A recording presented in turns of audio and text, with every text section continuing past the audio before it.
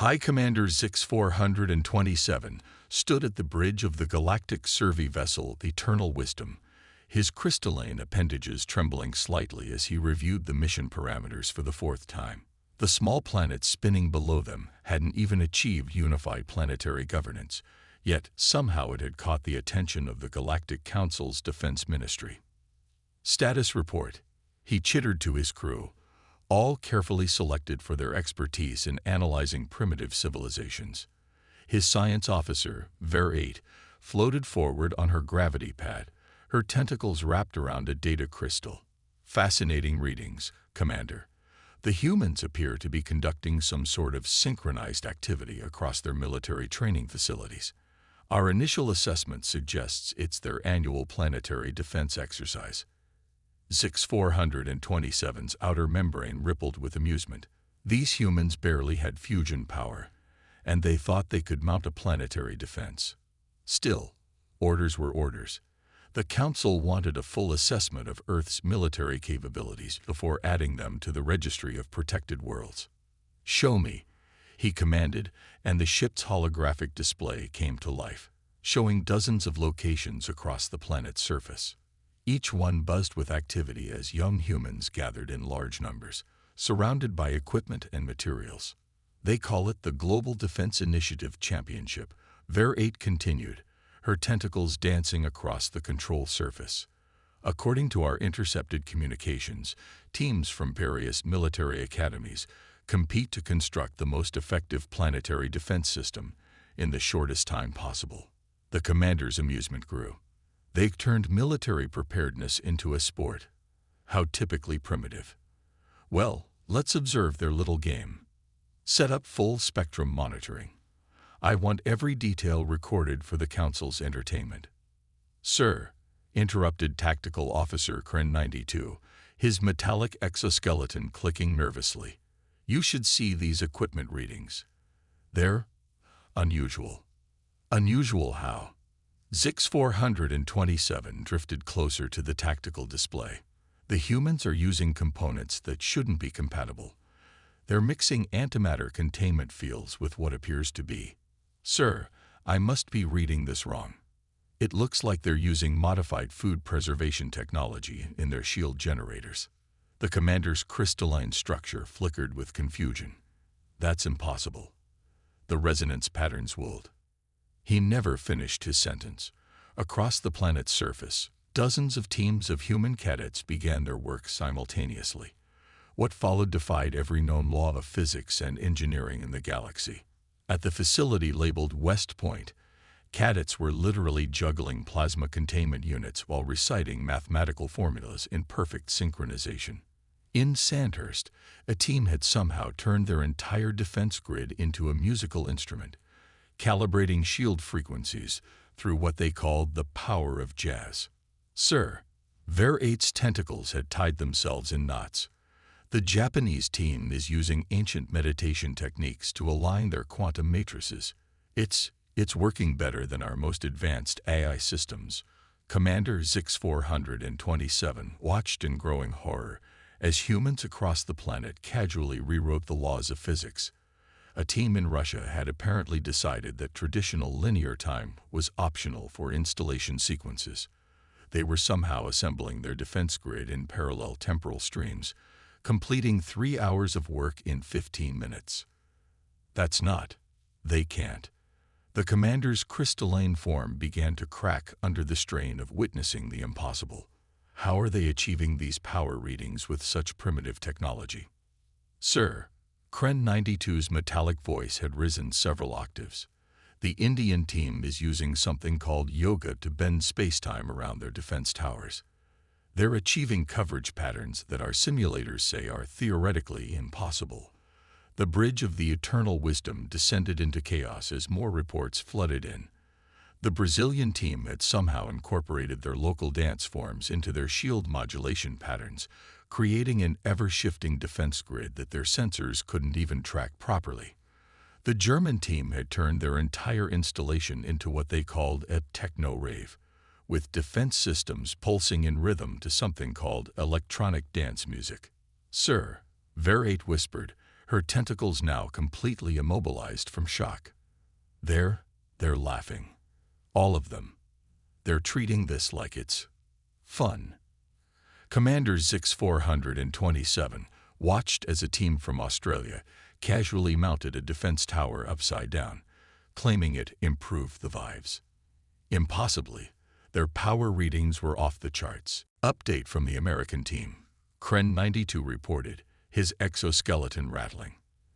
They've integrated something called extreme sports into their construction process. They're skateboarding while calibrating quantum harmonizers.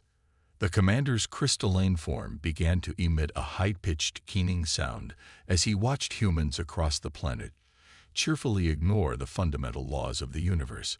They weren't just building defensive systems, they were reinventing physics itself, all while treating it like some sort of entertaining competition.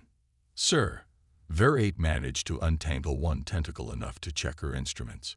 We're only 30 minutes into their allocated time, and they've already achieved defense capabilities that surpass our most advanced systems. And they're still accelerating. Commander Zix 427 made a decision then, his crystalline form stabilizing with grim resolve. Prepare a Priority 1 transmission to the Council. Earth is to be classified as a Class X reality distortion zone. No invasion fleet may approach within 10 parsecs without signed waivers and reality anchors.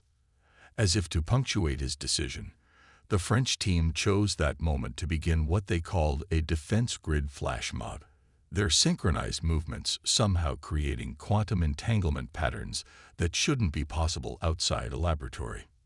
The commander watched as human cadets continued their impossible work, their laughter echoing through the ship's monitors. In all his centuries of service, he'd never seen anything like it. These humans hadn't just mastered advanced technology, they'd turned it into a form of entertainment. And somewhere, in the back of his crystalline mind, he couldn't shake the terrifying suspicion that they were just getting started. Science Officer Ver 8's tentacles writhed in distress as she compiled the first hour's data. The humans weren't just ignoring proper engineering protocols, they were actively inventing new ones that somehow worked better. Much better. Commander, she called out, her voice wavering. The South Korean team has integrated their traditional martial arts into their construction process. They're using taekwondo kicks to align orbital satellites. Commander Zix 427's crystalline structure emitted a low hum of distress as he watched the feeds. The Korean cadets moved in perfect synchronization, each kick sending a satellite into precisely the correct orbit. Their accuracy exceeded the galactic standard by 47%. How? He whispered. Their calculations. They're not calculating, interrupted Tactical Officer Kren 92, his metallic exoskeleton now adorned with sticky notes covered in increasingly desperate attempts to make sense of human engineering. They're feeling it. They call it muscle memory.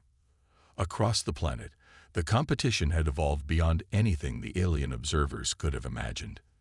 The Italian team had somehow incorporated their grandmother's pasta recipes into their shield harmonics, creating defensive patterns that resembled complex carbohydrate molecules. The efficiency was unprecedented. Sir, a junior analyst's voice cracked. The Canadian team is using hockey sticks to redirect plasma flows. They're calling it power play engineering. Their energy efficiency is. The analyst's monitoring crystal cracked under the strain of processing the impossible numbers. Commander Zix 427 drifted closer to the main display, his crystalline form reflecting the chaos unfolding below. The British team had begun what they called tea-time targeting calibration, somehow using their brief refreshment break to achieve perfect synchronization with their defense grid's eye. Update from the Israeli team, Ver 8 reported, consulting her last functioning data crystal. They've developed something they're calling quantum kibbutz consciousness. Their entire team is somehow operating as a single networked entity while maintaining individual creative problem-solving capabilities.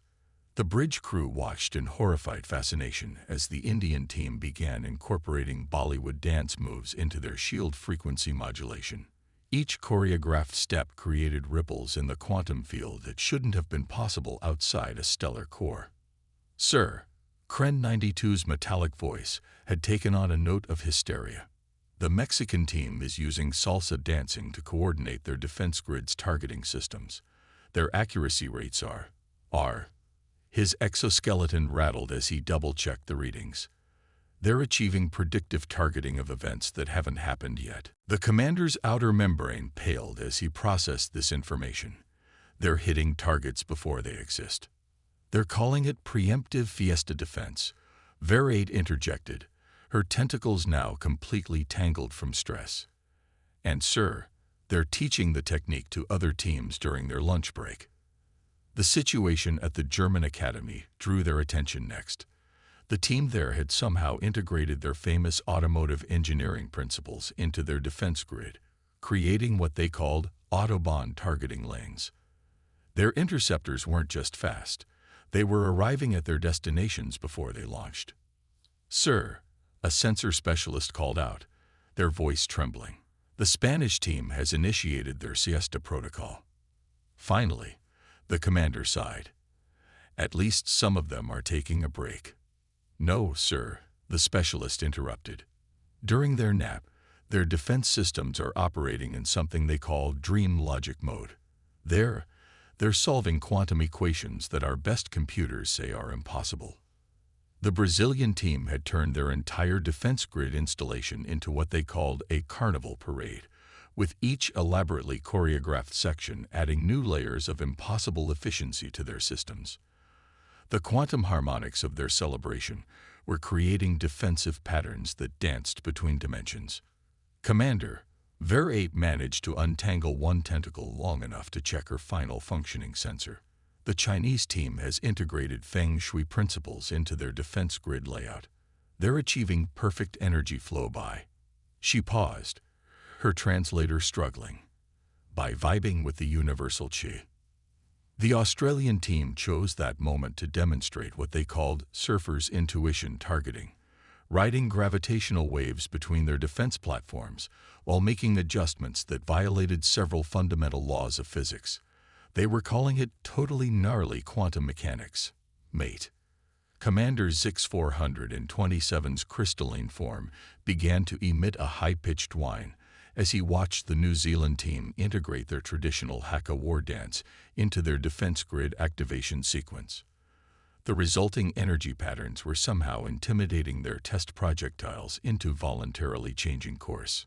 Sir, Kren 92 reported, his exoskeleton now covered in equations that trailed off into question marks. The French team has begun what they call avant-garde defense architecture. They're arranging their defense platforms in patterns that our sensors insist are geometrically impossible. Impossible how? The commander asked, dreading the answer. They're simultaneously occupying multiple points in space while maintaining perfect aesthetic harmony. They're calling it defensive cubism. The bridge of the eternal wisdom had become a scene of professional crisis. Junior officers were huddled in corners, rocking back and forth while clutching their shattered understanding of universal constants. The ship's AI had requested a temporary leave of absence to reconsider its fundamental programming. New development, Verate announced, her voice hollow.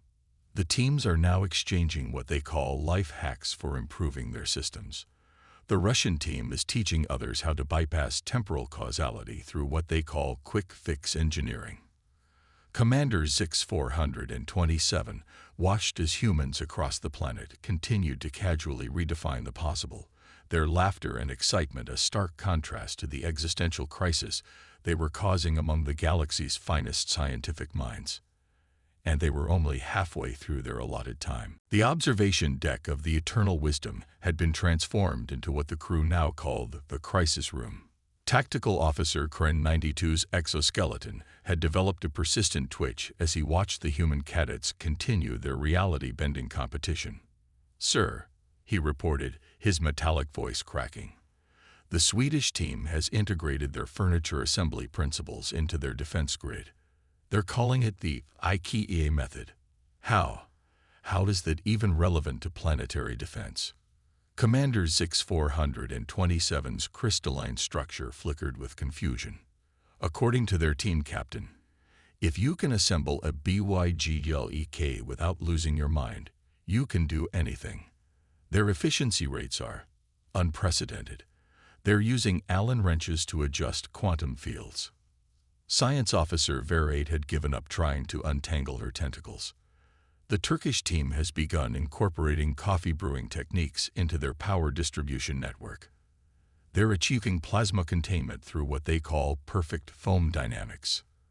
The bridge crew watched in collective horror as the Swiss team demonstrated their precision timepiece targeting system, synchronizing their entire defense grid to what they called chocolate-powered chronometric resonance. Update from the Polish team. A junior analyst called out, their voice trembling. They've developed a defensive algorithm based on their grandmother's pierogi recipes. The complexity of the encryption is the analyst's datapad spontaneously rebooted itself rather than display the impossible numbers. Commander Zix-427 could only watch as humanity continued to rewrite the laws of physics with casual disregard for the impossible, sir. Vera announced, all her tentacles now permanently knotted from stress. The Vietnamese team has integrated their traditional coffee-drinking customs into their targeting computers. They're achieving predictive accuracy through what they call caffeine-enhanced quantum intuition. The commander's crystalline form had developed several stress fractures. The Thai team was now using pad Thai cooking techniques to modulate their shield frequencies, claiming that the perfect balance of sweet, sour, and spicy was essential for optimal defense harmonics. The Greek team, Kren 92 reported, his exoskeleton now covered in motivational sticky notes, has introduced something they call philosophical targeting. They're hitting targets by first questioning whether the targets truly exist. That's not. That can't. The commander's voice trailed off as he watched the Greek cadets achieve perfect accuracy by engaging in passionate debates about the nature of reality while casually adjusting their defense parameters. The Portuguese team had somehow integrated their traditional fado music into their shield modulation, creating defensive patterns that their sensors insisted were emotionally resonant. The resulting protection fields were making incoming test projectiles stop mid-flight and reconsider their life choices. Sir, a sensor specialist whispered, the Danish team has begun implementing what they call Hague defense protocols. They're making their shield generators feel cozy. Cozy. The commander's crystal structure nearly shattered. Shield generators don't have feelings. The readings suggest otherwise, sir. Their power efficiency has increased by 300% through the strategic deployment of comfortable blankets and mood lighting. The bridge crew watched in collective existential dread as humanity continued to innovate in ways that threatened the very fabric of reality. The final moments of the competition would be forever seared into the memory crystals of every crew member aboard the Eternal Wisdom. The Norwegian team had achieved quantum entanglement through what they called collaborative ski jumping, while the Argentine team's tango-powered targeting system had somehow achieved sentience and was now teaching other defense systems to dance. Commander Zix-427 stood before his communication crystal, preparing to deliver his final report to the Galactic Council. His once pristine crystalline form was now riddled with stress fractures and confusion-induced discoloration.